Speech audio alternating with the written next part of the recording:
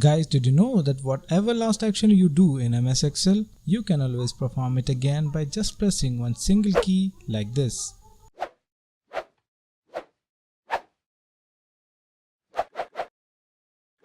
Welcome to the 1 minute Excel tip video series where we can learn some very useful tips and tricks in just a minute. So to perform your last action again in MS Excel, just press F4 button and that's it. Excel will automatically repeat whatever last action you do. So that's how we can repeat our last action again by just pressing F4 button and make our work faster with this shortcut.